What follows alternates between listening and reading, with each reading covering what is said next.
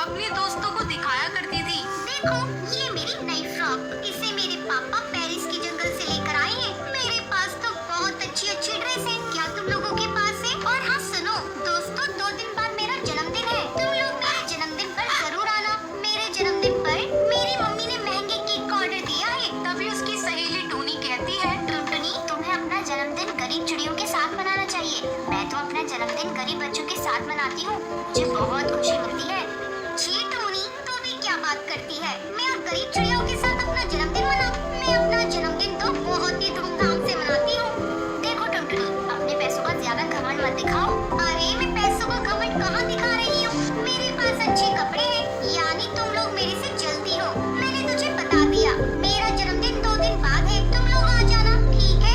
ये सुनकर टोनी अपने घर चली जाती है। घर जाकर वो अपनी माँ से कहती है, माँ, मेरा जन्मदिन अगले महीने है, तुम मुझे क्या गिफ्ट दोगी? अरे टोनी बेटा, आज तू ये कैसी बातें कर रही है? तुझसे किसी ने कुछ कहा है क्या? हाँ माँ, मेरी एक सहेली है टुनटुनी, वो अपने पैसों का बहुत घमंड दिखाती है। 2 दिन बाद जन्मदिन है, उसने मुझे अपने यहाँ इनवाइट किया है। तो क्या हुआ बेटा, तू चली जा।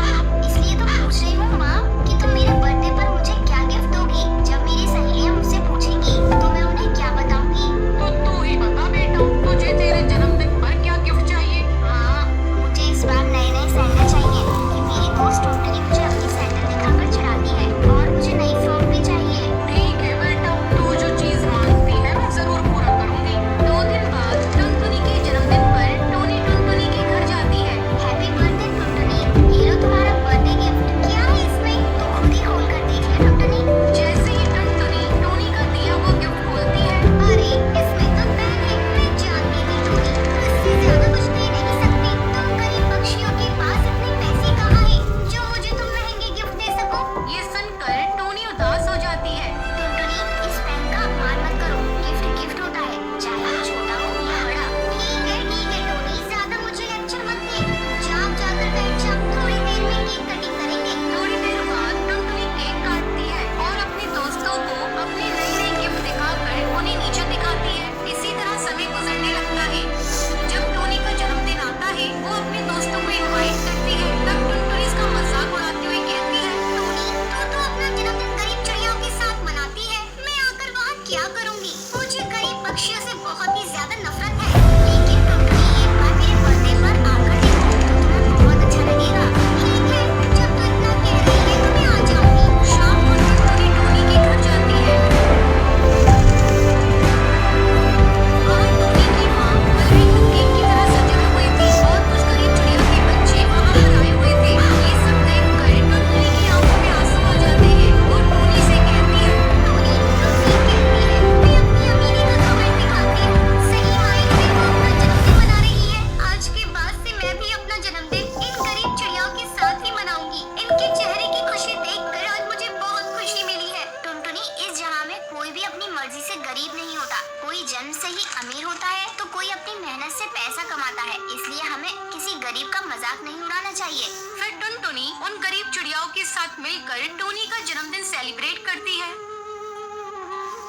बहुत दिनों की बात है, सुंदरवन जंगल में एक गरीब खूबसूरत चिड़िया रहती थी। उसका नाम जैनी था। जंगल के सब पक्षी उसकी खूबसूरती के दीवाने थे, लेकिन वो बहुत ही ज्यादा गरीब थी। उसकी माँ हेमा पक्षियों के घरों में काम करके अपना गुजारा किया करती थी। एक बार की बात है, हेमा अपनी बेटी जैनी से कहती है, बेटा, मैं ठाकुर साहब के यहाँ काम पर जा रही हूँ, मैंने खाना बना दिया है, तुम खा लेना और अपना ख्याल रखना, मैं जल्दी आऊंगी। ठीक है माँ। ये कहकर हेमा चिड़िया ठाकुर दुर्जन सिंह के यहाँ काम करने आ जाती है। उसका एक बेटा भी था जिसका नाम प्रेम था। वो बहुत ही अच्छा और दयालु कौवा था। नमस्ते ठाकुर साहब। नमस्ते छोटे माली। हेमा, तुम्हें आने में देर क्यों हो गई? तुम्हारा हर बार का यही नाटक है, काम करना है तो करो, वरना जाओ यहाँ से। जंगल के बहुत पक्षी हैं जो हमारे यहाँ काम करने के लिए मरते हैं। नहीं ठाकुर साहब, मुझे माफ कर दीजिए, मैं आगे से कभी देर से नहीं आऊंगी। तभी प्रेम अपने पिता से कहता है, पिताजी, हेमा आंटी को माफ कर दीजिए, और हेमा आंटी, कल मेरा जन्मदिन है, दोस्त की पार्टी है, आप अपने परिवार को लेकर आइएगा। पर छोटे मालिक, आपकी पार्टी में हम गरीबों का क्या काम? नहीं है आंटी, आप जानती हैं आप मेरे लिए माँ जैसी हैं। माँ के जाने के बाद आपने ही मुझे पाला था। अगले दिन प्रेम के जन्मदिन की पार्टी होती है। जंगल के सब पक्षी उस पार्टी में आते हैं। तभी हेमा अपनी बेटी जैनी चिड़िया के साथ आती है। तब प्रेम उसे देखता है तो देखता ही रह जाता है। उसे जैनी चिड़िया से पहली नजर में प्यार हो जाता है। ऐसे ही काफी दिन गुजर जाते हैं। अब प्रेम रोजाना जैनी चिड़िया का पीछा करता था। एक दिन जैनी चिड़िया नदी के पास पानी भरने आती है। तब प्रेम उससे कहता है, जेनी चिड़िया, मैं तुमसे बहुत प्यार करता हूँ और शादी करना चाहता हूँ। ये सुनकर जेनी बहुत खुश हो जाती है, पर वो प्रेम से कहती है, प्रेम, मैं भी तुमसे प्यार करती हूँ। मैंने जब से तुम्हें देखा है मैं हर दिन तुम्हारे बारे में सोचती हूँ, लेकिन मैं तुमसे शादी नहीं कर पाऊंगी। हमारा ये रिश्ता तुम्हारे पिताजी को मंजूर नहीं होगा। मैं गरीब और तुम अमीर, इसलिए तुम मुझे भूल जाओ। जेनी, तुम फिक्र मत करो, मैं अपने पिताजी से बात करूंगा। अगर वो नहीं माने तो मैं तुमसे मंदिर में शादी कर लूंगा। तभी वहाँ पर ठाकुर दुर्जन सिंह अपने आदमियों के साथ आ जाता है। ए चिड़िया, तेरी इतनी हिम्मत, तू हमें हमारे बेटे से अलग करेगी?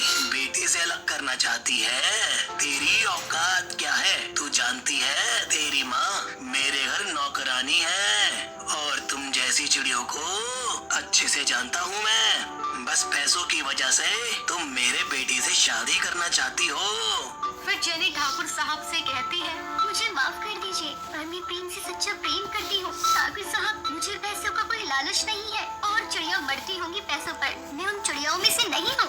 ये सुनकर ठाकुर दुर्जन सिंह को बहुत गुस्सा आ जाता है और वो जैनी चिड़िया को पकड़ लेता है और उसे अपने आदमियों से मारने के लिए कहता है। तभी प्रेम कहता है, पिताजी, मैं जेनी से सच्चा प्यार करता हूँ। मैं आपके आगे हाथ जोड़ता हूँ, इसे छोड़ दीजिए वरना मैं मर जाऊंगा। मैंने आपसे जिंदगी में कुछ भी नहीं मांगा, लेकिन मैं आपसे जेनी चिड़िया का साथ मांगता हूँ। बस मुझे ये दे दीजिए। ये सुनकर ठाकुर दुर्जन सिंह को अपनी गलती का एहसास हो जाता है। वो जेनी से कहता है, जा जेनी जा, जी ले अपनी जिंदगी। अब जेनी चिड़िया और प्रेम कौवे की शादी हो जाती है और वे एक साथ खुशी खुशी रहते हैं।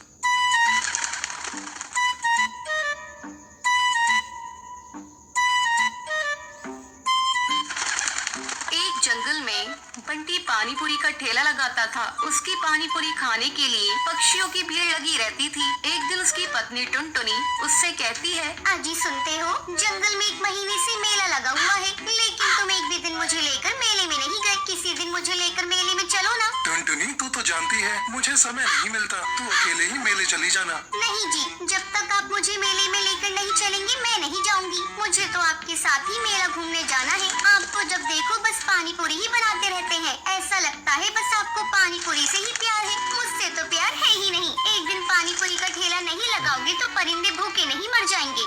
अच्छा भाग्यवान, बस अब गुस्सा मत हो। चल मैं तुझे मेला घुमा कर लाता हूँ। बंटी और टुनटुनी मेले में जाते हैं।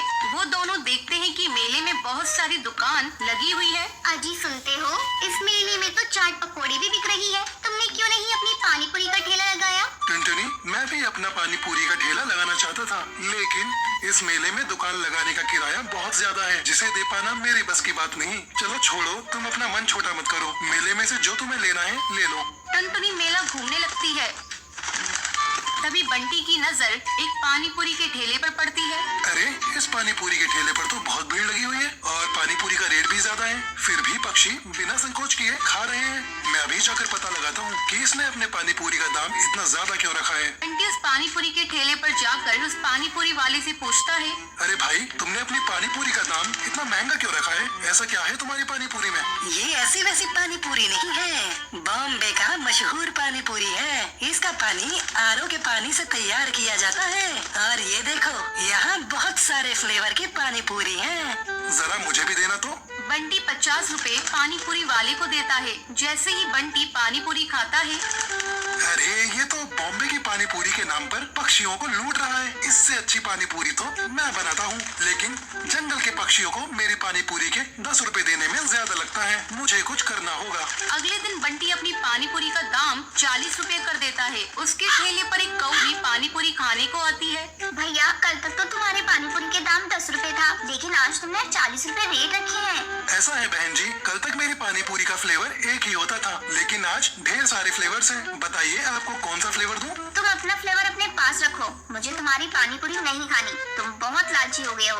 धीरे धीरे बंटी के पानी पूरी के ठेले पर पक्षी आना बंद कर देते हैं। तभी एक दिन टुनटुनी उससे कहती है, देखा तुमने, पानी पूरी का दाम बढ़ा दिया और पक्षियों ने तुम्हारे ठेले पर आना बंद कर दिया। तुम ऐसा करो, कल से अपने पुराने रेट पर ही तुम पानी पूरी बेचना। तुम सही कह रही हो टुनटुनी। अगले दिन बंटी कबूतर अपना लालच छोड़कर अपने पुराने रेट पर ही पक्षियों को पानी पूरी बेचने लगता है। धीरे धीरे उसके ठेले पर पक्षियों की भीड़ लगने लगती है। ये सब देखकर बंटी बहुत खुश होता है और आगे लालच कभी नहीं करता। हमें कभी भी लालच नहीं करना चाहिए। जो भी इंसान लालच करता है वो अपनी लाइफ में कभी भी खुश नहीं रह सकता। हमें अपनी मेहनत या किस्मत का जितना भी मिल गया उससे अपना काम निकालना चाहिए। लेकिन अगर हम थोड़ा ज्यादा के चक्कर में लालच करेंगे तो हमारे पास अभी जितना है उससे भी हाथ धोना पड़ सकता है। इसलिए